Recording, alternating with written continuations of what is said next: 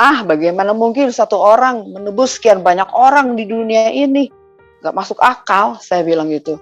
Terus saya bertanya lagi, kenapa Tuhan kalian tiga? Kenapa kalian menyembah manusia? Karena menurut pikiran saya, ketika Tuhan Yesus masih berada di dunia, masih berwujud manusia, ketika dia datang, orang-orang menyembah dia gitu. Saya bilang, kenapa sih kalian menyembah manusia? Nah, akhirnya suami saya terdiam. Dia tidak bicara apa-apa lagi karena menurut dia pasti percuma bicara dengan orang yang mengandalkan logika. Percuma berbicara dengan orang yang memang tidak mengenal siapa Kristus. Nah, saat itu saya bicara sama diri saya sendiri. Kuat-kuatan aja lah. Kalau Tuhan dia lebih kuat, saya yang jadi Kristen. Kalau Tuhan saya yang lebih kuat, kalau Tuhan dia yang lebih kuat, saya jadi Kristen. Kalau Tuhan saya yang kuat, dia jadi Islam. Salam sahabat Tuhan, selamat pagi, selamat beraktivitas untuk kita semua. Ya, di pagi hari ini kami akan membagikan sebuah kesaksian seorang muslimah, dan juga ia merupakan seorang artis, penyanyi rock, telah murtad menjadi pengikut Kristus.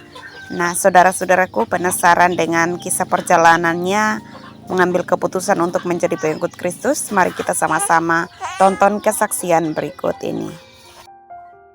Sungguh anugerah Tuhan yang luar biasa kalau pada saat ini boleh diberi kesempatan untuk memberikan kesaksian bagaimana saya berjumpa dengan Tuhan Yesus.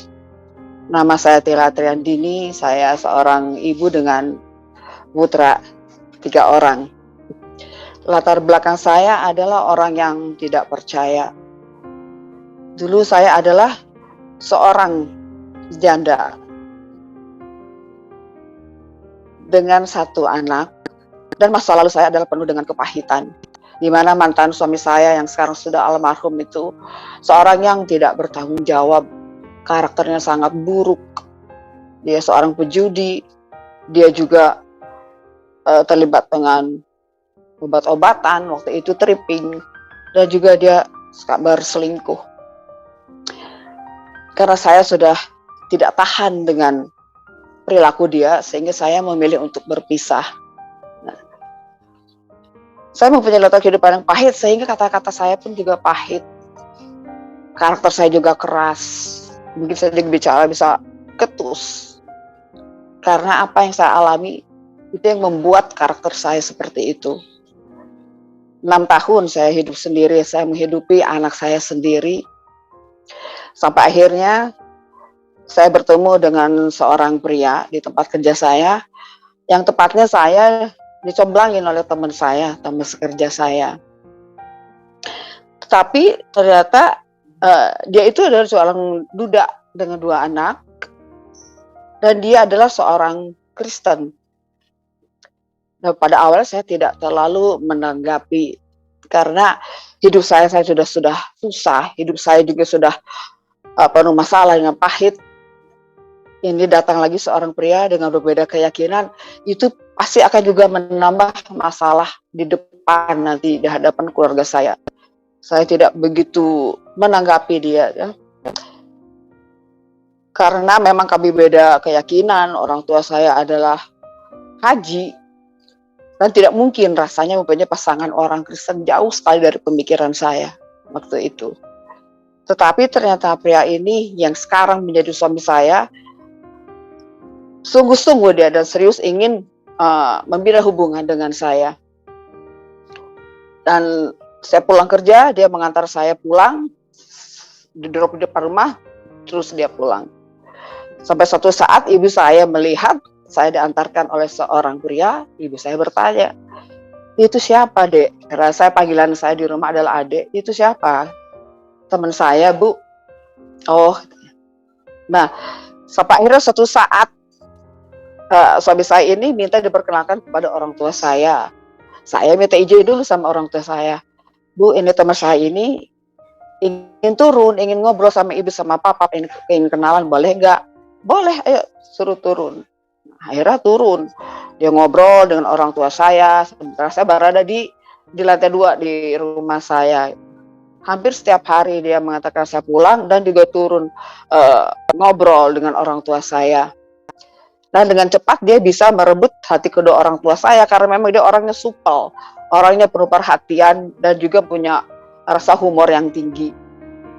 Nah, ibu saya bilang, ih kayaknya orangnya baik ya dek.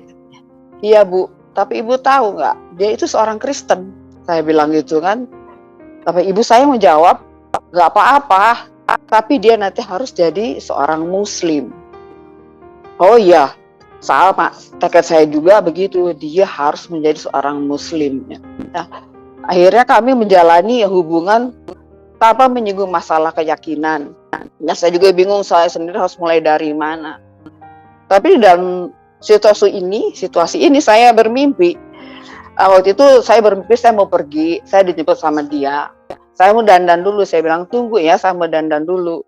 Saya ambil pensil alis, saya mau menggambar alis, tapi ternyata si tangan saya tuh menggambar sendiri di sini pelipis, menggambar sendiri sebelah kanan, terus di pelipis kiri dia juga menggambar sendiri tangan saya. Pas saya lihat di kaca, kok gambar Nabi Isa sih, saya bilang gitu. Itu gambar Nabi Isa yang suka saya lihat di rumah-rumah orang Kristen yang tangan sedang memberkati itu kan. Sudahlah, itu cuma biasa aja kok. Dan saya tuh juga nggak menyampaikan hal itu kepada suami saya saat itu ya. Nah, terus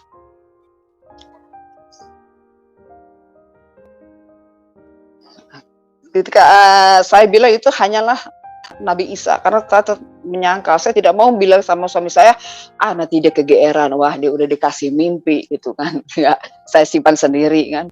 Dan ketika saya diperkenalkan kepada orang tua dia di Jakarta, saya duduk di ruang tamu. Saya melihat ada gambar Nabi Isa juga. Saya melihat, tangannya kok bergerak-gerak, tangannya kan begini di gambarnya itu kan. Kok tangannya bergerak-gerak gitu kan. Nah, saya menundukkan kepala. Apa saya lihat lagi gambarnya.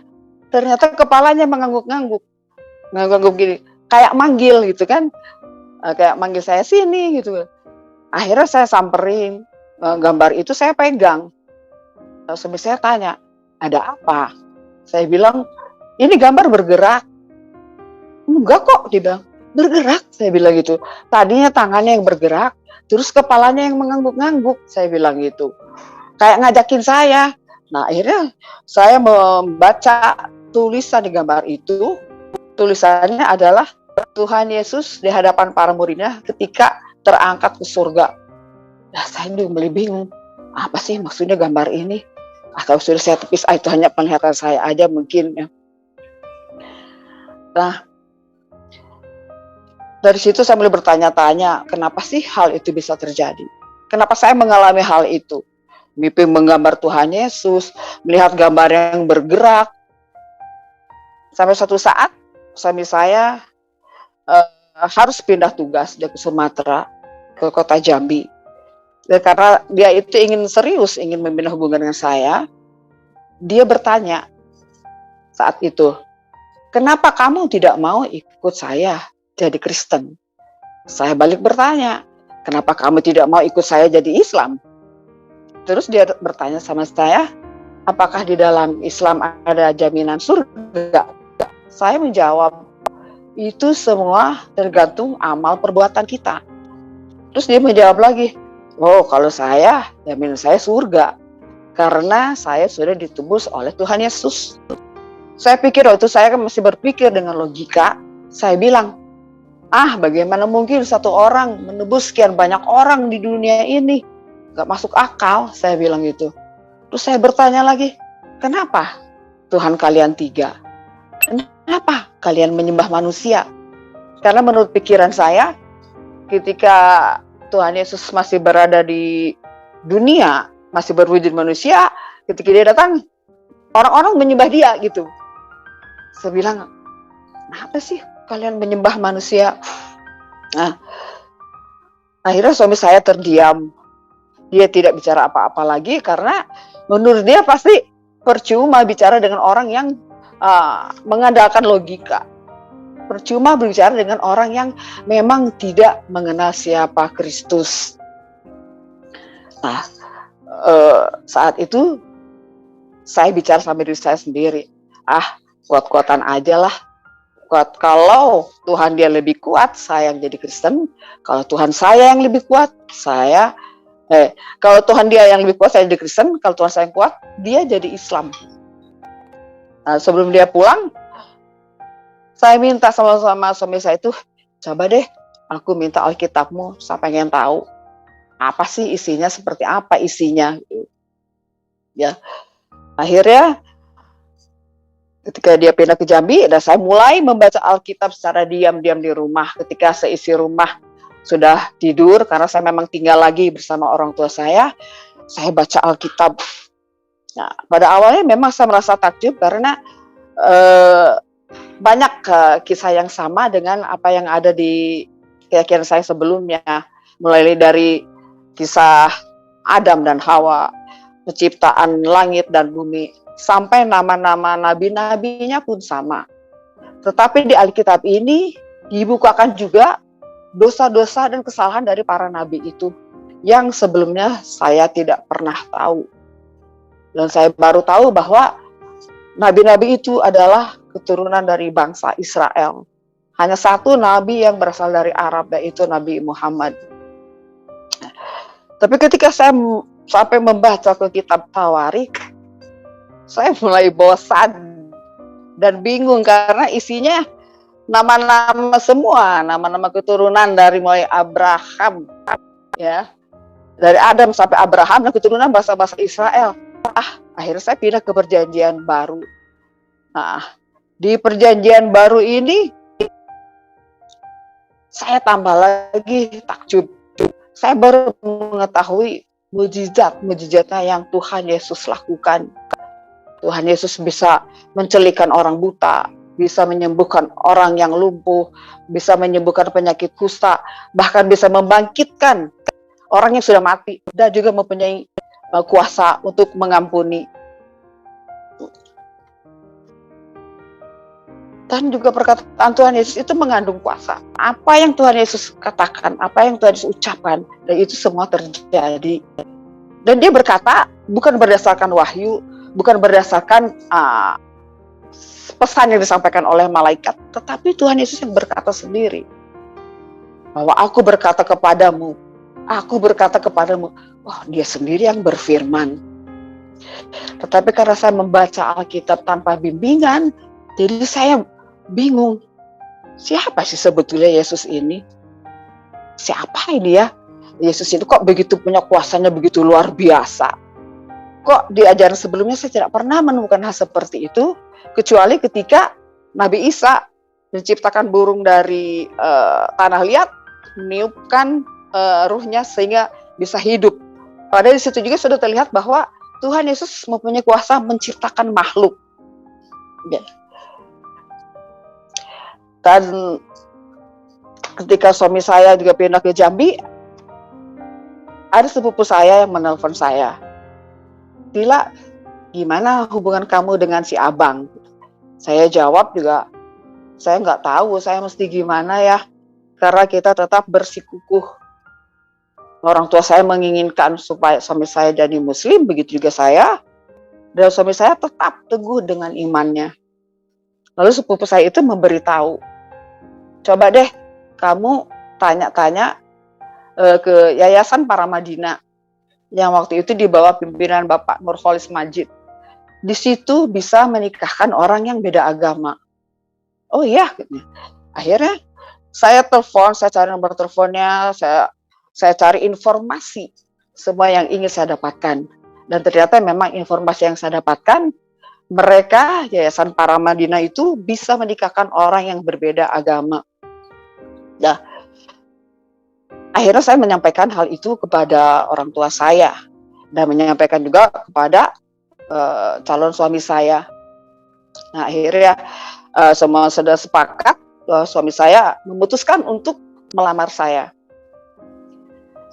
Tetapi yang terjadi, hari Minggu saya akan dilamar, Hari Kamis ayah saya menelpon saya ke kantor saya bahwa, "Adek, kamu tidak boleh dilamar sama Parlin." Parlin nama suami saya. "Tidak boleh lamaran ini terjadi karena haram. Kalau menikah dengan beda agama itu tidak boleh, itu haram, itu berdosa. Jangan lagi ada lamaran, tidak boleh kecuali kalau dia mau menjadi muslim." Dan saya kaget, saya shock luar biasa. Saya akhirnya pulang dari tempat pekerjaan walaupun belum jamnya pulang. Tapi saya tidak pulang ke rumah orang tua saya pulang ke rumah adik saya.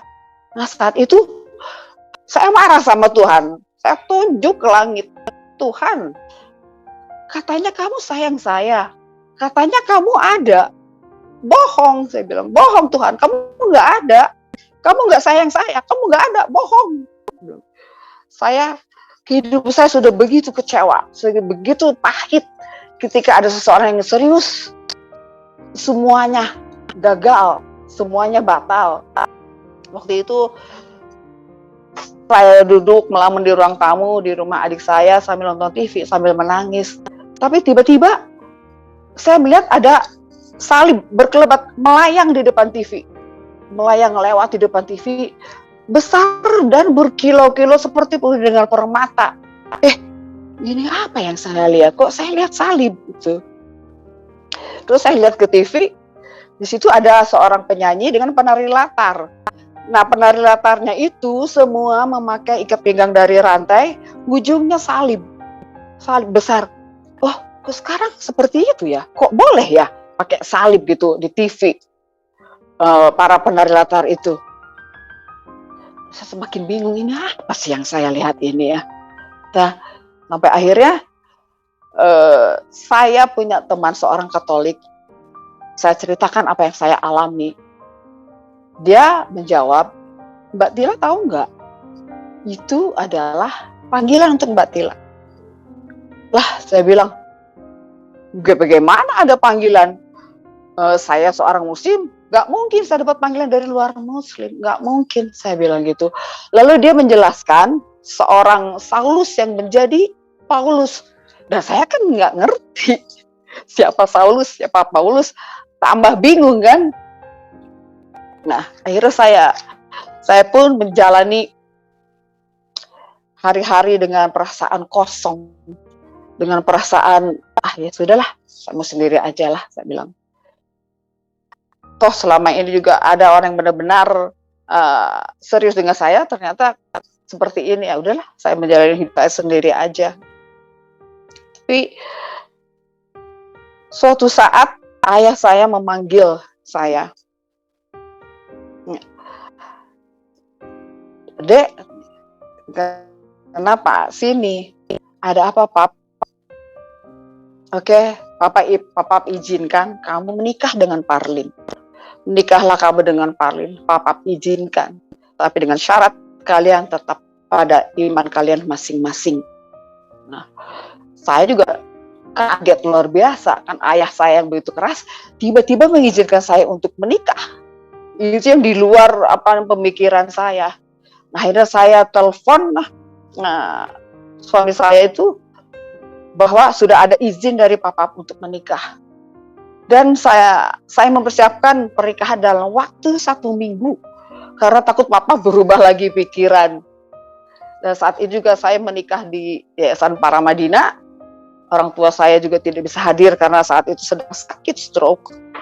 Orang tua dari suami saya juga tidak bisa hadir. Saya hanya dihadiri oleh adik saya laki-laki karena dia sebagai wali, dan juga sepupu-sepupu saya yang berada di Jakarta. Nah, ketika saya diboyong ke kota Jambi, saya mulai mengalami kegoncangan iman. Saya sering menonton acara waktu itu, ada acara Solusi ya, acara rohani Kristen. Saya melihat kesaksian-kesaksian mereka. Dan saya melihat ternyata Tuhannya orang Kristen itu ada ya. Ada ya Tuhannya orang Kristen itu, dan mereka bertindak, melakukan sesuatu. Siapa sih Yesus ini gitu kan? Bener nggak sih dia Tuhan? Dan, ketika suatu hari Minggu, suami saya dia akan beribadah, kebaktian ke gereja. Saya bilang, kamu kalau mau ke gereja, saya ikut dong, gitu. Hah? Ikut? Iya, saya bilang saya mau ikut. Kenapa? Saya pengen tahu seperti apa sih ibadahnya orang Kristen. Saya ikut ke gereja, saya duduk di samping suami saya, kan waktu itu saya belum mengerti, disuruh berdiri, saya duduk, dan tidak ada satu pujian pun yang saya tahu. Tapi saya merasakan sukacita luar biasa karena saya bisa duduk berdampingan. Ibadah itu duduk berdampingan, tidak dipisah. Laki-laki harus di depan, perempuan harus di belakang. Oh, begini rasanya ya, ibadahnya orang Kristen. Enak juga bisa sebelah dengan suami saya. Ya. Tapi saya juga masih dalam keadaan bingung, dalam keadaan galau. Akhirnya saya memutuskan untuk sholat tahajud. Sholat tahajud meminta petunjuk sama Tuhan. Saya sholat jam 2 pagi, saya hanya tunjukkan saya siapa sebetulnya Tuhan yang harus saya sembah. Saya tidak menyebutkan Tuhan Yesus atau Allah Subhanahu wa Ta'ala. Saya ingin tahu siapa yang datang. Tunjukkan dirimu siapa yang harus saya sembah. Saya tidak mau salah ini hidup saya, Tuhan. Tolong tunjukkan dirimu. Dan tiba-tiba saya melihat sosok Tuhan Yesus yang datang. Dia dengan bajunya berkilau-kilau. Dan saya kaget. Hah? Kenapa Nabi Isa yang datang? Kenapa dia yang datang? Saat ini buru-buru saya menyelesaikan doa saya. Saat itu saya lompat ke tempat tidur saya tidur saya keadaan gemetar. Kenapa dia yang datang? Apa betul dia Tuhan? Dan saya tidak sabar menunggu esok harinya untuk melakukan salat tahajud lagi. Saya akhirnya esok harinya saya salat tahajud lagi yang kedua kali. Dan saya berdoa lagi. Tuhan tolong. Untuk terakhir kali saya mohon. Tunjukkan siapa dirimu. Siapa Tuhan yang harus saya sembah. Ini hidup saya Tuhan. Saya tidak mau salah. Dan saya melihat Tuhan Yesus datang lagi. Dia dengan bajunya yang bercahaya, berkilau-kilauan. Dia tersenyum sama saya. Dan saat itu saya langsung tersungkur.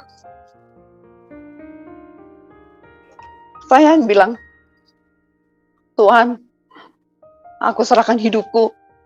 Aku serahkan hatiku kepadamu Tuhan Yesus. Itu ketika saya sudah tahajud kedua kali yang datang lagi Tuhan Yesus.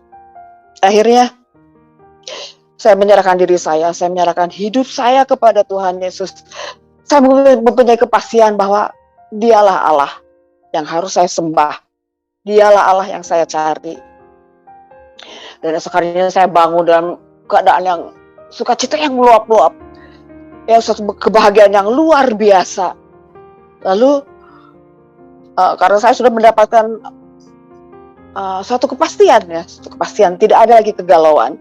Lalu saya bicara sama suami saya, gimana caranya jadi orang Kristen? Dan suami saya ekspresinya kaget, harus dibaptis.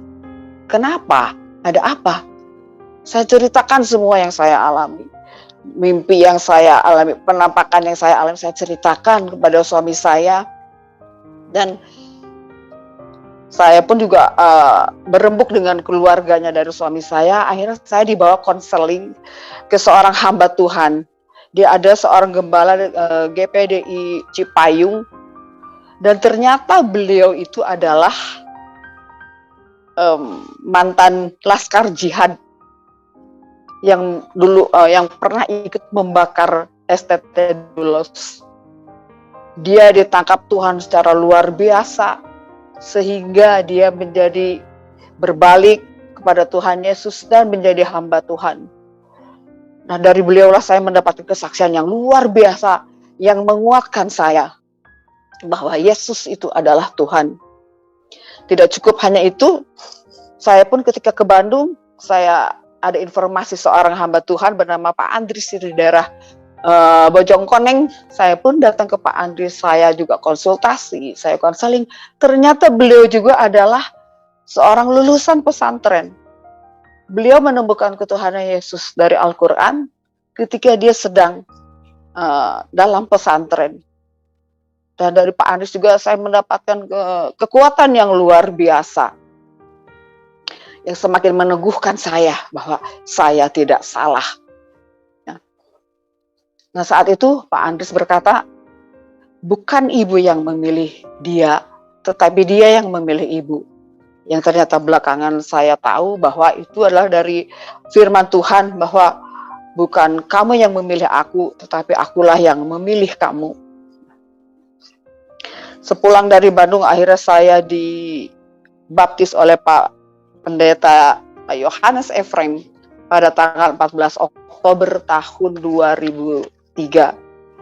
Dan esok harinya lalu kami mengadakan peneguhan pernikahan di gereja yang sama. Setelah itu, saya pun mulai bertekun untuk membaca firman. Saya bertekun membaca firman, terus ketika ada sesuatu yang tidak saya mengerti dari firman itu, saya berkata, Tuhan, saya tidak ngerti, ini maksud firman ini apa? Saya nggak ngerti, Tuhan. Tiba-tiba pas hari Minggu saya ibadah, hamba Tuhan menjelaskan tentang firman itu. Dan saya bilang, hah? Tuhan Yesus jawab ya, saya bilang. Apa yang ada pertanyaan di pikiran saya, Tuhan Yesus jawab. Saya mencatat. Nah, saya mengalami hal itu sampai 3 kali. Dan semakin saya menguatkan saya bahwa, wow, Tuhan Yesus itu Allah yang mendengar, Allah yang berbicara, Allah yang menjawab, Allah yang bertindak. Tetapi ujian pun juga, ujian iman saya juga masih diuji ketika datang bulan puasa saat itu, ya, bulan Ramadan, dan saya mendengar azan maghrib. Saya langsung tiba-tiba teringat, wah dulu ketika saya masih Muslim, buka puasa bersama-sama dengan keluarga saya, seneng banget rasanya. Berkumpul, kita bisa buka bersama, bisa bercanda gitu. Tiba-tiba ada perasaan galau di hati saya tuh. Perasaan terenyuh. Ih, kok begini ya Tuhan? Saya nggak mau kayak begini Tuhan, saya nggak mau Tuhan. Saya galau gini Tuhan, saya bilang. Betul nggak sih Tuhan, aku jadi anakmu? Betul nggak sih Tuhan, aku memilih Engkau sebagai Tuhan dan Juru Selamatku? Saya nggak mau seperti ini galau. Terus saya ke kamar, saya ambil Alkitab saya hanya berdoa, Tuhan, saya nggak mau ragu, tolong jawab. Dan tiba-tiba Alkitab saya terbuka dengan kerasnya. Tapi saya waktu itu nggak tahu yang mana yang dibaca. Nggak tahu Tuhan, bingung saya bilang, nggak ngerti. Akhirnya Tuhan buka lagi dengan kuat Alkitab saya, bek gitu. Dan mata saya tertuju kepada tulisan Yohanes 14 ayat 10 sampai 14 yang berbunyi, tidak percayakah engkau bahwa aku di dalam Bapa dan Bapa di dalam aku? Apa yang aku katakan kepadamu, tidak aku katakan dari diriku sendiri. Tetapi Bapa yang diam di dalam aku, dialah yang melakukan pekerjaannya. Percayalah kepadaku bahwa aku di dalam Bapa dan Bapa di dalam aku. Atau setidak-tidaknya percayalah karena pekerjaan-pekerjaan itu sendiri. Aku berkata kepadamu, sesungguhnya barang siapa percaya kepadaku, ia akan melakukan juga pekerjaan-pekerjaan yang aku lakukan. Bahkan pekerjaan-pekerjaan yang lebih besar daripada itu. Sebab aku pergi kepada Bapa. Dan apa yang kamu minta dalam namaku, aku akan melakukannya. Supaya Bapa dipermuliakan di dalam anak. Jika kamu meminta sesuatu kepadaku dalam namaku, aku akan melakukannya. Dan sesudah membaca firman itu, saya menangis. Minta ampun sama Tuhan. Ampun Tuhan Yesus. Saya tidak akan pernah meragukan lagi Engkau. Ampuni aku Bapa, ampuni aku Bapa. Aku tidak akan pernah ragu lagi. Tidak akan pernah meragukan lagi. Saya tidak akan merasa galau lagi. Tuhan, terima kasih untuk kekuatan yang telah Engkau berikan kepadaku. Semakin hari juga saya semakin dikuatkan. Ya. Nah, setelah kurang lebih 1 tahun tinggal di Jambi, suami saya pindah tugas ke kota Batam. Saat itu saya meminta tolong pengasuh saya. Sewaktu saya kecil saya diasuh oleh seseorang, sampai sekarang masih ada. Nah, saya panggil ke Jambi untuk membantu packing. Nah, pada saat itulah saya juga menyampaikan kepada pengasuh saya itu bahwa saya sekarang sudah menjadi seorang Kristen. Dan dia juga kaget luar biasa, kaget seperti shock. Neng Ade itu kan orang yang rajin ibadah, ibadahnya kuat. Sekarang jadi Kristen ya? Iya, Mak. Saya bilang, kan saya panggil Mak. Karena apa? Ada sesuatu yang luar biasa, Mak. Sehingga membuat saya berbalik. Saya percaya Yesus itu Tuhan. Oh, iya Neng ya. Pas dia pulang ke Bandung, saya bilang, Mak, tolong sampaikan sama Ibu kalau saya sekarang sudah menjadi Kristen. Sesampainya di Bandung, emak itu menyampaikan kepada ibu saya bahwa saya sudah menjadi seorang Kristen. Sudah itu si emak telepon saya, Neng, ibu hampir pingsan mendengar berita ini. Dan ibu menangis mendengar berita ini. Oh iya, Mak, tapi hal itu memang sudah adalah konsekuensi yang harus saya hadapi. Dan saya mulai menelpon ibu saya. Esok harinya saya menelpon ibu saya. Baru saya bicara, Ibu, maafkan Ade. Wah, ibu sudah mencaci maki saya. Kamu tersesat. Kamu sudah tersesat. Kamu sekarang terperosok. Kamu menikah dengan orang Kristen pun juga. Kamu sudah dosa. Kamu sudah salah. Sekarang kamu terperosok. Kamu murtad. Istilahnya apa ya? Kamu haram gitu loh. Terus jika nanti ibu sama papa meninggal, kamu tidak boleh mendekati jenazah ibu dan papa. Haram. Dan karena saat itu ayah saya sedang sakit stroke. Ibu bilang, kamu tidak boleh ngomong sama papa, karena itu akan menyebabkan papa tambah berat sakitnya. Tidak boleh ngomong-ngomong sama papa.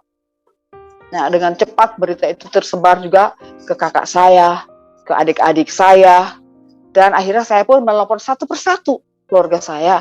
Saya telepon kakak saya yang perempuan yang paling besar. Kakak saya hanya bilang, dia bisa mengerti. Kamu sudah lebih dari dewasa. Kamu sudah bisa menentukan apa pilihan kamu. Kamu sudah bisa menentukan apa yang menjadi keyakinan kamu. Lakukan apa yang kamu yakini dengan sungguh-sungguh. Tapi ada konsekuensi yang harus kamu hadapi. Apa yang boleh di dalam agamamu itu haram bagi kami. Oh iya, terima kasih, saya bilang.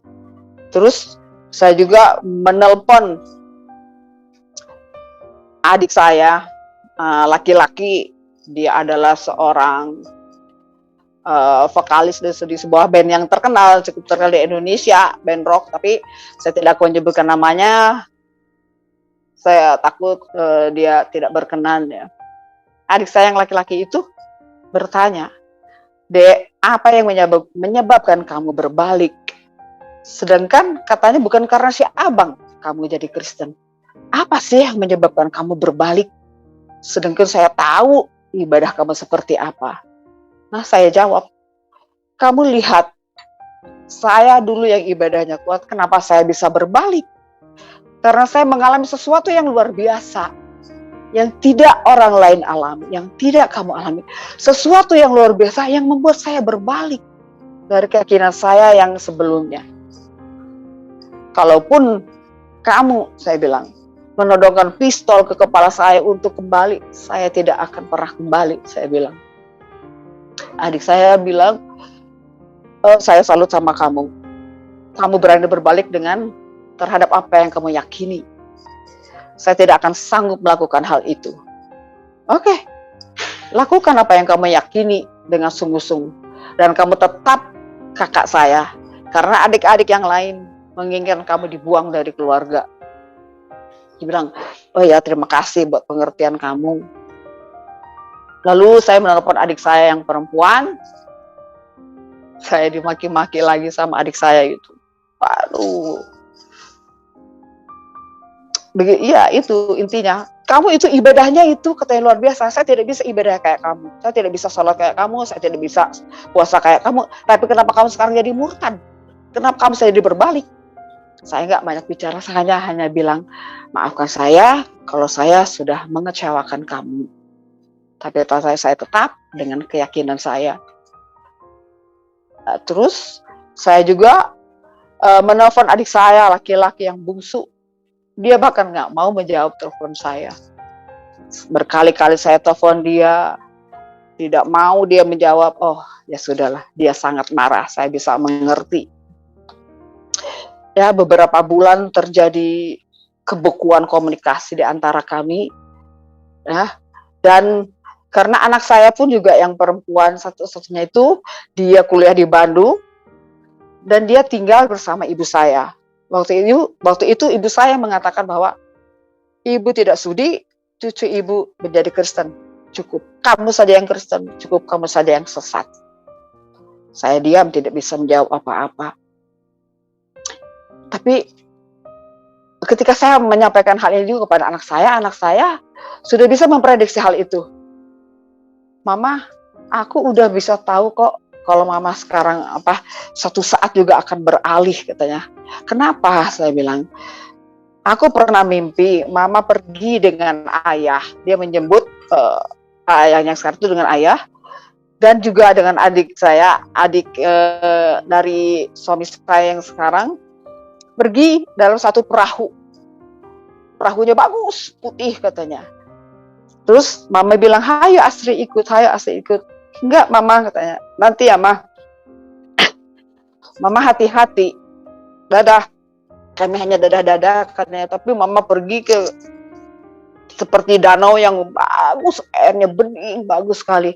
Dan aku sudah bisa mengartikan bahwa suatu saat mama akan menyeberang, akan berpaling. Aku nggak kaget.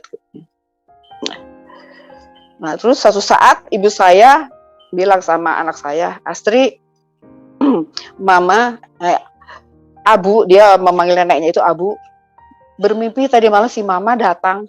Mama cantik sekali katanya, senyum-senyum, katanya mama itu sehat, cantik.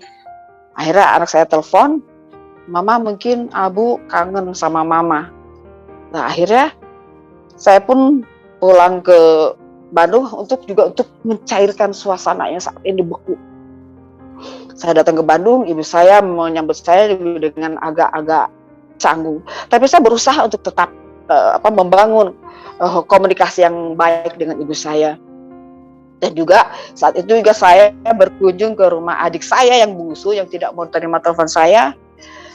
Nah, ketika saya datang ke rumahnya, dia memeluk saya dengan erat dan dia hanya bilang begini, saya takut jika kamu menjadi Kristen, suatu saat kamu akan jatuh bangkrut. Nah, saya waktu saat itu juga berdoa dalam hati, Tuhan Yesus, aku sekarang anakmu. Berkati aku Tuhan, seperti agar aku bisa memberkati keluargaku. Saya tolak apa yang dikatakan oleh adik saya dalam nama Yesus, itu tidak akan terjadi. Berkati aku Tuhan, supaya aku bisa memberkati mereka.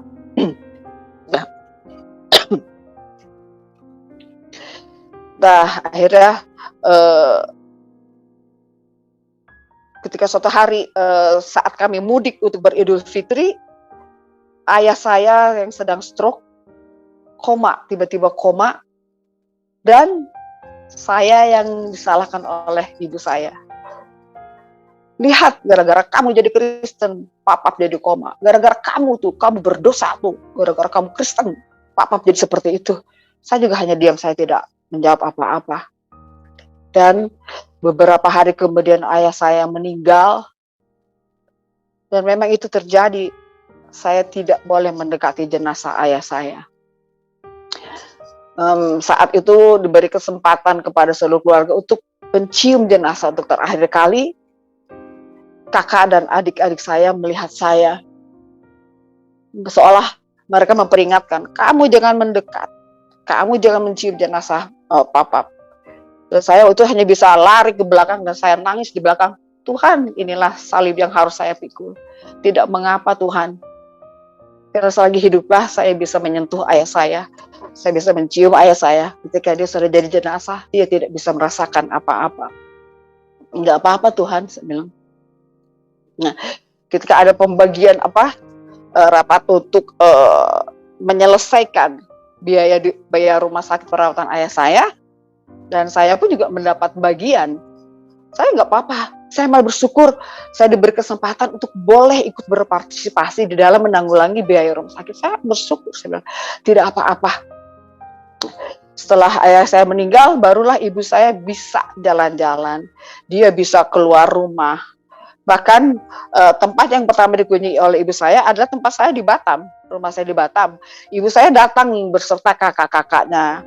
Dan di sana saya bawa jalan-jalan ke Singapura, Kuala Lumpur, Tanjung Pinang, kemana-mana. Ibu happy. Ya, ibu menerima saya, tapi tidak menerima keyakinan saya. Sebab karena ketika Natal tiba, rumah saya dihias dengan pohon Natal segala macam. Ibu saya tidak mau duduk di ruangan yang ada pohon Natalnya. Saya bisa melihat itu. Tapi saya juga bisa merasakan perbedaan perlakuan dari ibu saya dengan dibanding dan saudara-saudara saya yang lain. Ibu selalu membandingkan saya dengan kakak saya. Ya, paling saleh itu memang kakak saya. Gitu. Nah, saya bilang nggak masalah. Dan apapun kebaikan yang saya lakukan itu tidak pernah berharga di mata ibu. Tapi saya hanya bilang, Tuhan, saya tidak butuh penghargaan dari manusia. Saya hanya butuh penghargaan darimu. Biar Engkau saja yang menghargai apa yang saya lakukan. Nah, karena ibu saya juga dia mengidap penyakit diabetes yang sudah sangat akut. Berkali-kali ibu masuk ke rumah sakit dan saya yang merawat ibu saya yang memasukkan ibu saya ke rumah sakit. Karena doa saya waktu ibu saya mencaci maki saya hanya berdoa sama Tuhan, Tuhan, izinkan saya untuk merawat ibu saya di hari tuanya nanti Tuhan. Bahkan ketika beliau menghembuskan nafas terakhirnya juga Tuhan, saya ingin menyaksikannya, saya bilang itu. Nah, tahun 2018 ibu saya dirawat untuk keempat kalinya. Saat itu sampai mengalami koma. Ibu saya mengalami koma, masuk ICU. Nah, saat di ICU itu juga saya meminta dukungan doa dari gembala saya, dari rekan-rekan sepelayanan untuk mendoakan ibu saya, untuk mendoakan kesembuhan ibu saya di ruangan ICU. Beberapa hari kemudian, ibu saya tersadar dan saya masuk ke ruangan ICU. Ibu saya membuka mata dan menoleh ke arah saya. Tiba-tiba ibu saya bicara begini, ibu minta maaf. Minta maaf sama siapa ibu? Sama adik. Sama adik, saya bilang gitu. Ibu, kenapa ibu minta maaf? Bukan ibu yang harus minta maaf. Sayalah ibu yang harus minta maaf sama ibu. Saya bilang, saya sudah mengecewakan ibu. Saya sudah membuat ibu marah. Saya membuat ibu sakit hati. Maafkan saya bu, ampuni saya bu. Maafin adek ya bu. Kata ibu tuh gitu. Nah terus saya juga menuntun ibu saya untuk mengampuni saudara-saudara yang lain. Mengampuni kakak saya, adik-adik saya beserta mantunya, cucunya, kakaknya, adik-adiknya. Saya tuntun ibu untuk melepaskan pengampunan sama mereka. Bahkan sama ayah saya juga, ibu tolong ibu ampuni papa, saya bilang. Karena akhir-akhir menjelang ibu dirawat di rumah sakit, ibu selalu menceritakan hal-hal yang membuat ibu kepahitan dari ayah saya. Saya ibunya, ampuni papa ya bu ya. Iya. Terus saya tanya lagi, ibu ada lagi nggak orang-orang yang di dalam hati ibu yang masih ibu denda, masih ibu sakit hati, tersinggung, marah. Terus sesaat ibu saya diam dan ibu menjawab, nggak ada. Oh, kalau begitu ibu sudah bersih, ibu sudah bebas, saya bilang. Sudah tidak ada lagi menyimpan rasa sakit hati. Tidak ada lagi masalah di antara ibu dengan seluruh keluarga. Bu ya, saya peluk ibu saya bilang, I love you Bu. Dan ibu saya menjawab, I love you Dek. Dan beberapa hari kemudian dari situ, ibu saya semakin drop. Jam 2 pagi kita kembali ke rumah sakit. Ibu saya tremor luar biasa. Dan keringat, luar biasa. Saya tidak menyangka bahwa ibu saya akan menghembuskan nafas saat itu. Dan dia bertanya, mana anak saya, mana adik-adik saya, gitu. Dan mereka tidak bisa hadir saat itu karena mereka memang berada di luar kota. Dan tiba-tiba ibu saya tremor hebat, bergetar hebat, lalu menghembuskan nafasnya yang terakhir. Dari situ saya peluk ibu saya ciumi ibu saya. Karena kalau sudah dimandikan, saya tidak bisa lagi menyentuh jenazah ibu saya. Saya bilang, selamat jalan Ibu, selamat bertemu dengan Papa. Nah, saat memandikan jenazah ibu saya, hanya saya yang tidak bisa mendapat bagian itu. Semua memandikan jenazah ibu saya hanya melihat dari kejauhan. Saya bilang, tidak apa-apa, saya bilang. Saya bisa memeluk ibu saya, menciumi ibu saya, mengasihi ibu saya ketika beliau masih hidup. Ketika sudah jenazah, ibu tidak bisa merasakan apa-apa. Enggak apa-apa. Itu memang salib yang harus saya pikul. Saya bilang, enggak apa-apa. Nah, memang ujiannya luar biasa ya. Ketika seseorang yang latar belakang tidak percaya ketika menerima Yesus sebagai Tuhan dan Juru Selamat, permasalahan tidak dihadapi oleh keluarga saya atau keluarga kita saja, tetapi juga berhadapan dengan masyarakat. Ya, saya juga kadang mendapat sifat sinis dari teman saya, bahkan dari teman satu kantor suami saya. Enggak apa-apa, saya bilang. Mereka enggak tahu, mereka tidak merasakan apa yang saya rasakan. Enggak apa-apa, saya bilang. Terus sekarang saya mau cerita tentang pelayanan saya. Saya tertanam di GBI PPL cabang Jalan Riau. Gembala saya adalah Pak Budiman Setiono. Saya melayani sebagai pengurus PBI dan juga Kordep misi. Saya juga pernah di choir, saya juga pernah melayani di MK juga sebagai ketua PK. PK itu seperti komsel.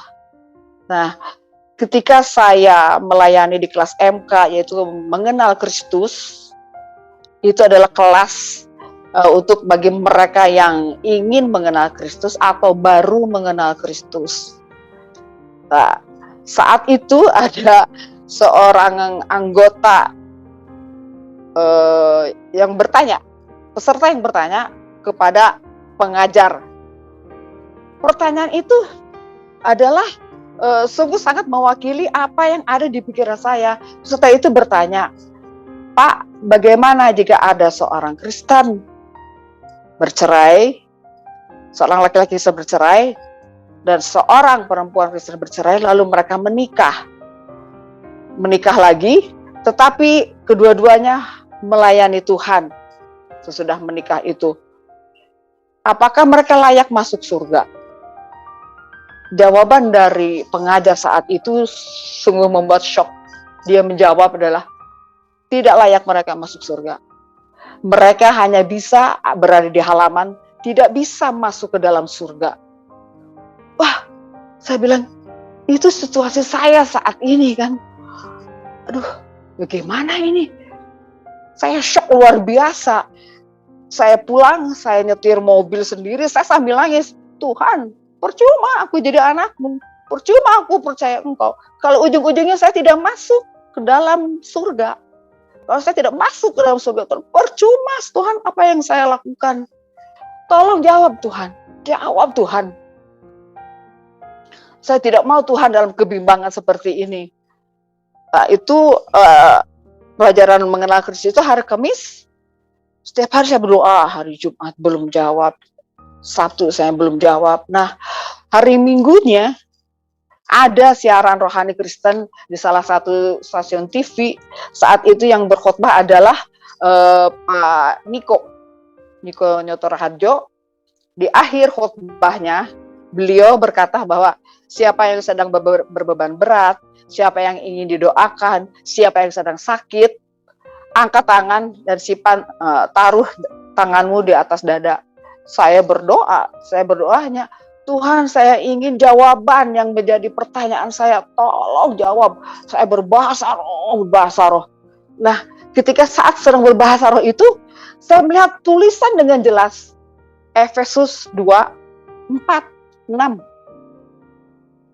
Begitu saya selesai berdoa, saya cepat-cepat saya ambil Alkitab saya buka kitab Efesus 2. Nah, pengertian saya Efesus 2 ayat 4 dan sampai 6.